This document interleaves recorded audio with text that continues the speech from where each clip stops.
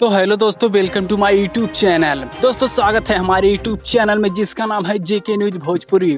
तो दोस्तों आप लोग के बीच में एक और न्यू सॉन्ग का अपडेट लेकर आ चुका हूं, जो कि दोस्तों अरविंद अकेला कल्लू जी का है।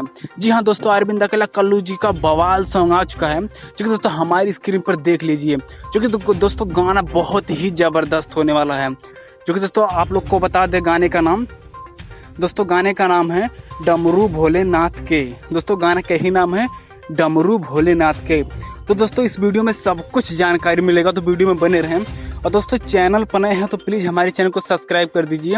और दोस्तों आप लोग के बीच में इसी ऐसा गाना का सबसे पहले अपडेट लाता हूं, तो प्लीज़ चैनल को सब्सक्राइब कर दो।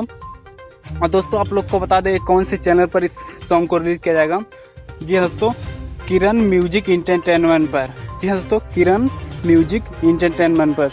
दोस्तों आप लोग को बता दें इसका रिलीज डेट जो कि कंफर्म हो चुका है, जो कि दोस्तों 29 जुलाई को सुबह 6:45 पर इस गाने को रिलीज किया जाएगा।